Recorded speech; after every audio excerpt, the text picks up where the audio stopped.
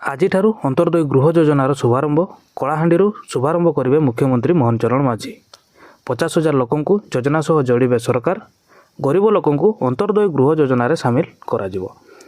ଯେଉଁମାନେ ଭିନ୍ନକ୍ଷମ, ବିଧବା, ଦୁରାରୋଗରେ ପୀଡ଼ିତ ଥିବା ବ୍ୟକ୍ତି ଏବଂ ଶହୀଦ ପରିବାରର ବ୍ୟକ୍ତି, ପଦ୍ମଶ୍ରୀ ପରିବାରର ବ୍ୟକ୍ତି ବା ବନ୍ୟା, ବାତ୍ୟା ଏବଂ ଅଗ୍ନିକାଣ୍ଡ ଘଟି ଘର ପଡ଼ିଥିବା ବ୍ୟକ୍ତି ଏହି ଯୋଜନାରେ ସାମିଲ ହେବେ। ତ ଏଥିପାଇଁ ବର୍ତ୍ତମାନ ଅନଲାଇନ୍ ଆବେଦନ ଖୋଲାଯିବ। ଏହି ଶ୍ରେଣୀର ଲୋକମାନେ ବର୍ତ୍ତମାନ ଅନ୍ତର୍ଦୟ ଗୃହ ଯୋଜନା ଅଧୀନରେ ଖଣ୍ଡିଏ ଖଣ୍ଡିଏ ପକ୍କା ଘର ପାଇପାରିବେ। ତେବେ ଅନଲାଇନ୍ ଆବେଦନ କରିବା ପାଇଁ ଆପଣଙ୍କର ଯେଉଁ ଫୋନ୍ ନମ୍ବର ରହିଛି 067446817777 ଏବଂ ୱେବ୍ ପୋର୍ଟାଲ ମାଧ୍ୟମରେ ପଞ୍ଚାୟତ କାର୍ଯ୍ୟାଳୟରେ ବିଡ଼ିଓଙ୍କ ମାଧ୍ୟମରେ ବର୍ତ୍ତମାନ ଆବେଦନ କରିହେବ। ବଜେଟ୍ରେ ରାଜ୍ୟ ଗରିବଙ୍କ ପକ୍କା ବାସଗୃହ ଦେବା ପାଇଁ ବଡ଼ ଲକ୍ଷ୍ୟ ରଖାଯାଇଥିଲା। ମୋହନ ସରକାର ବଜେଟ୍ରେ ଅନ୍ତର୍ଦୟ ଗୃହ ଯୋଜନା ଲାଗି 7,750 କୋଟି ଟଙ୍କାର ବ୍ୟୟବରାଦ କରିଛନ୍ତି। ଦାରିଦ୍ର୍ୟ ସୀମାରେଖା ତଳେ ଥିବା ପରିବାରକୁ ପକ୍କା ଘର ଯୋଗାଇବାକୁ ଏହି ଅନ୍ତର୍ଦୟ ଗୃହ ଯୋଜନା ରାଜ୍ୟ ସରକାରଙ୍କର ଏକ ମହତ୍ତ୍ୱ ଯୋଜନା ରହିଅଛି। ଏହା ଅଧୀନରେ ଆସନ୍ତା 3 ବର୍ଷରେ ଅତି କମ୍ରେ 2,25,000 ନୂତନ ପକ୍କା ଘର ମଞ୍ଜୁର କରାଯିବ।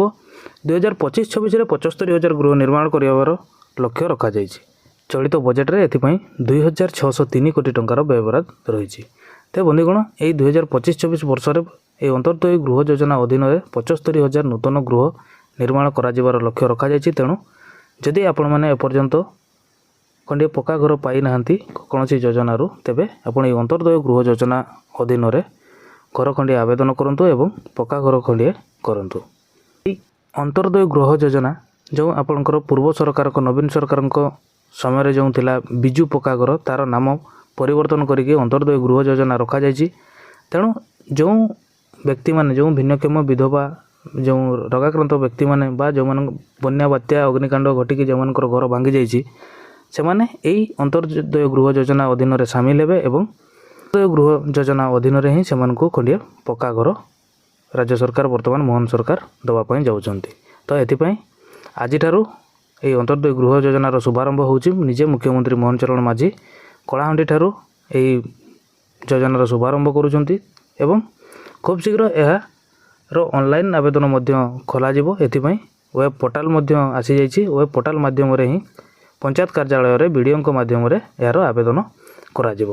ତେବେ ବନ୍ଧୁଗଣ, ଆପଣମାନେ ମଧ୍ୟ ଯଦି ଏପର୍ଯ୍ୟନ୍ତ କୌଣସି ଯୋଜନାରୁ ଯେଉଁ କେନ୍ଦ୍ର ସରକାର ଏବଂ ରାଜ୍ୟ ସରକାରଙ୍କର ଯେଉଁ ଗୃହ ଯୋଜନା ରହିଛି, ଯେଉଁ ପକ୍କା ଘର ଯୋଜନା ରହିଛି, ସେହି ଯୋଜନାରୁ ଯଦି ଏପର୍ଯ୍ୟନ୍ତ ଘର ଖଣ୍ଡିଏ ପାଇନାହାନ୍ତି, ତେବେ ଏହି ଅନ୍ତର୍ଦୟ ଗୃହ ଯୋଜନାରେ ଆବେଦନ କରନ୍ତୁ ଏବଂ ଏହି ଅନ୍ତର୍ଦୟ ଗୃହ ଯୋଜନାରୁ ଖଣ୍ଡିଏ ପକ୍କା ଘର ପାଆନ୍ତୁ।